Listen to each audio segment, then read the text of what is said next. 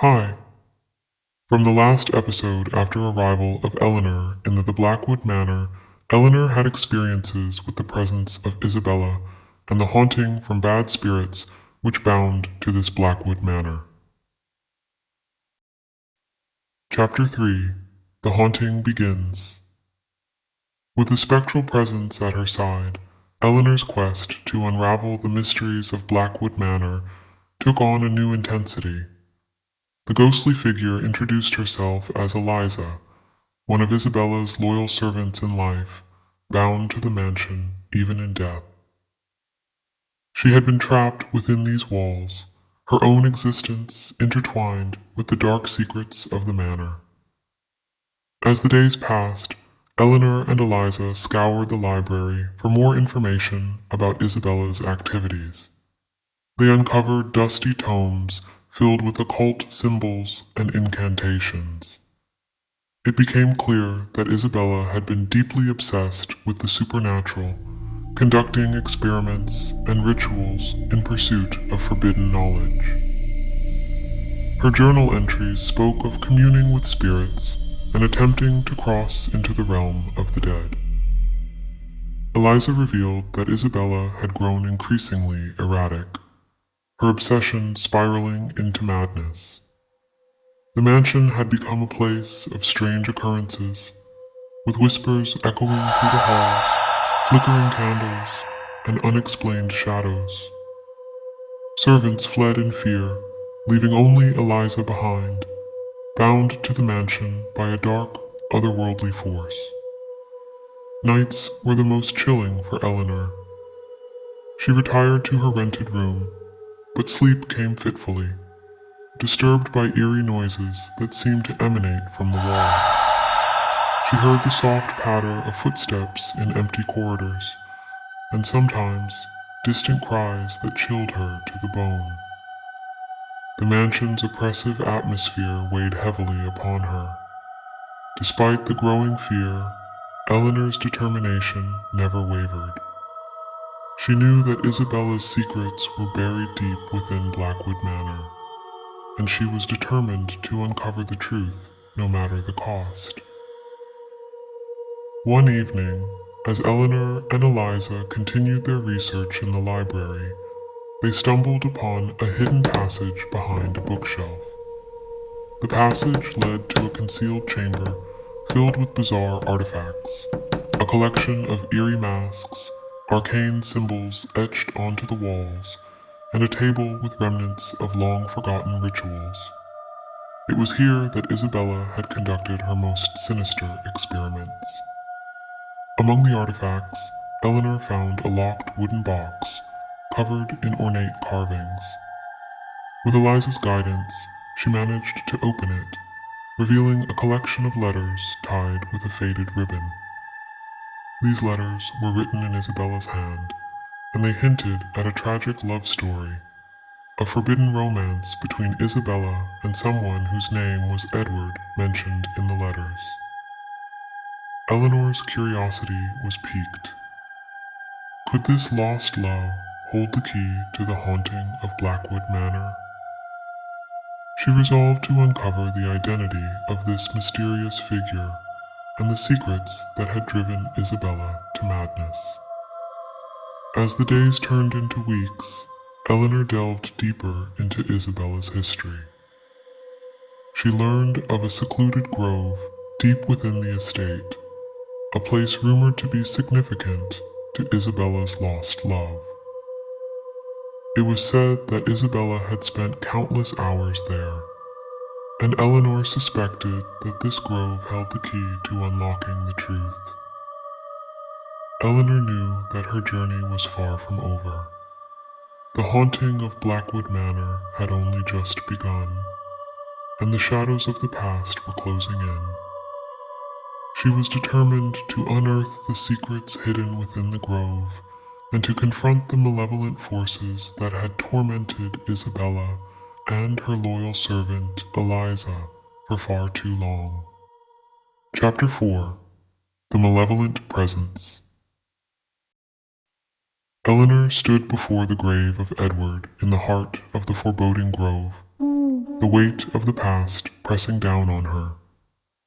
It was clear that Edward and Isabella's love had been forbidden, and their story had ended in tragedy. But as she contemplated the unmarked grave beside Edward's, she couldn't shake the feeling that there was more to the haunting of Blackwood Manor than a love torn asunder. The grove felt heavy with a sense of foreboding, as if it held the memories of heartache and despair. Eleanor knew that to uncover the complete truth, she needed to find out who rested in the unmarked grave, and why their story was so closely intertwined with Isabella and Edward's. With Eliza by her side, Eleanor returned to the mansion to continue her search for clues. The malevolent presence that haunted Blackwood Manor seemed to have grown bolder. Shadows moved of their own accord, whispered voices filled the corridors, and once, Eleanor had seen the flicker of ghostly figures in her peripheral vision. The mansion itself seemed to come alive with a dark energy, as if it were determined to protect its secrets. One evening, as Eleanor combed through Isabella's journals and letters, she stumbled upon a reference to a hidden chamber within the mansion, an underground library that had been sealed off for generations. The journals hinted at forbidden knowledge hidden in its depths, and Eleanor knew that uncovering its secrets could hold the key to unraveling the mysteries of the malevolent presence. Following a cryptic set of instructions in Isabella's journal, Eleanor and Eliza embarked on a treacherous journey through the mansion's labyrinthine corridors. The walls seemed to shift and whisper, attempting to thwart their progress. But Eleanor's determination and Eliza's spectral guidance proved to be a formidable combination. After hours of searching, they discovered a hidden passage behind a cracked tapestry in the dimly lit hallway. The passage led to a narrow, spiral staircase that descended into darkness.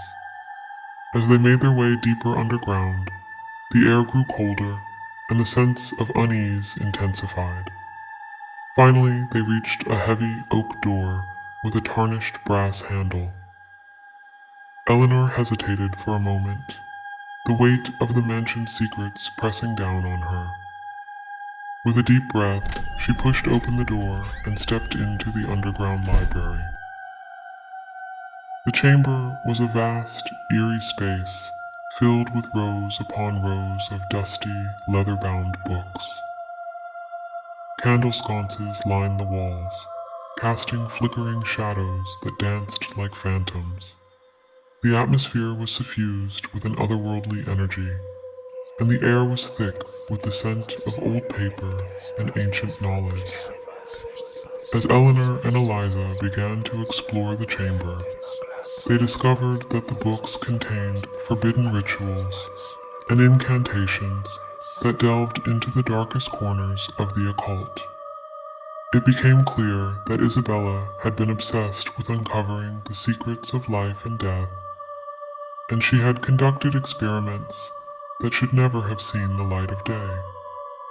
But the most chilling discovery was a series of journals written by a previous owner of Blackwood Manor, a man named Nathaniel Blackwood.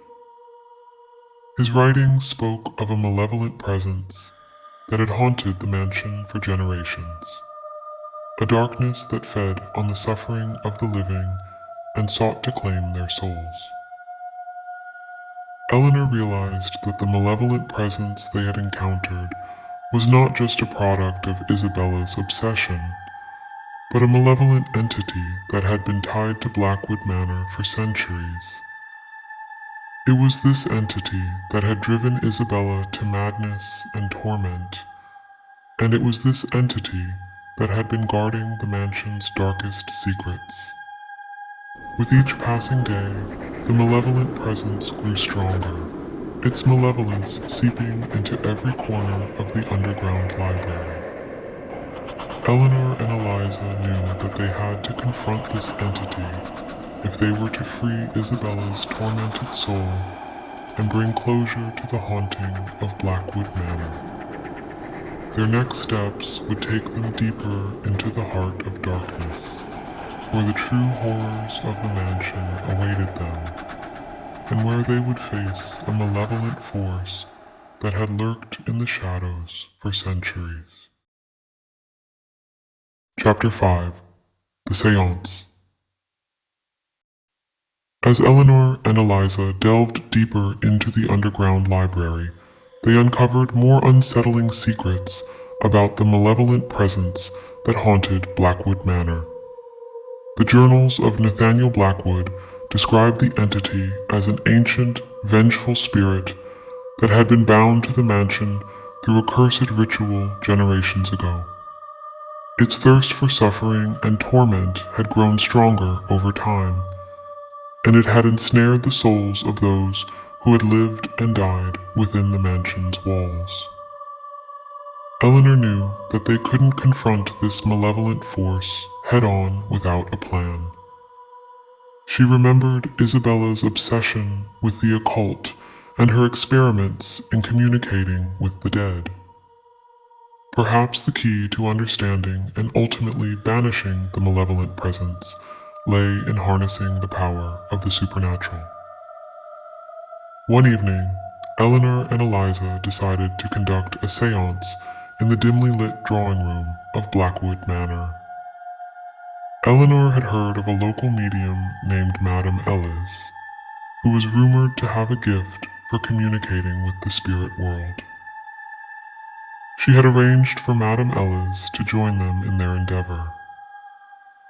As night fell, the three women gathered around a large, ornate table in the drawing room. The air grew still, and the atmosphere was charged with anticipation. Candles flickered on the table, casting an eerie glow on their faces. Madame Ellis, a woman in her twilight years with deep, knowing eyes, began to chant incantations that echoed through the room. The words seemed to dance on the edge of reality, and the temperature in the room dropped dramatically.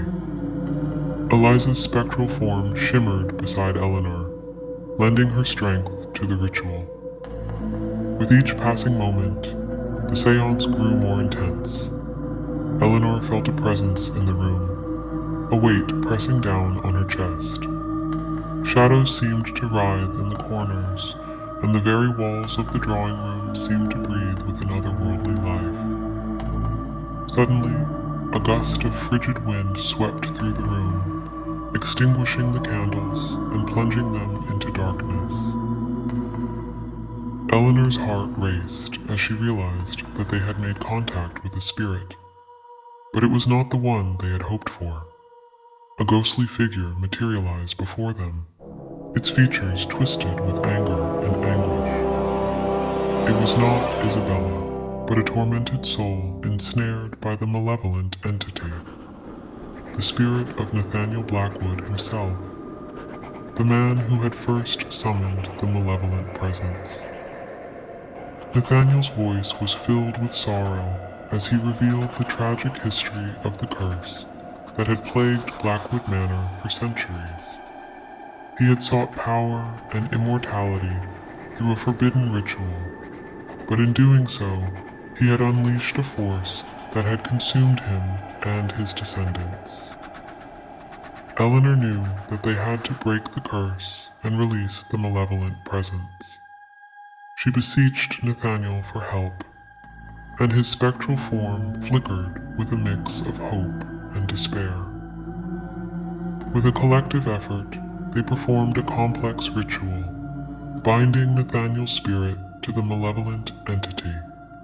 The room trembled with unearthly energy as they chanted ancient incantations, and a blinding light enveloped Nathaniel's ghostly form. When the light finally subsided, Nathaniel was gone, and the malevolent presence seemed weakened, its malevolence diminishing. It was a risky gambit, but it was a step closer to freeing Isabella and bringing peace to Blackwood Manor. As they left the drawing room, Eleanor couldn't help but feel that the true battle against the malevolent entity had only just begun. The haunting had not been banished entirely, and the shadows that lurked within the mansion's depths still held countless secrets. Eleanor's resolve remained unshaken, and she knew that her journey to uncover the truth and confront the malevolent presence was far from over. Next chapter will be Follow If You Like It. Then follow me by press the subscribe button, like, and turn on the notification. Bye.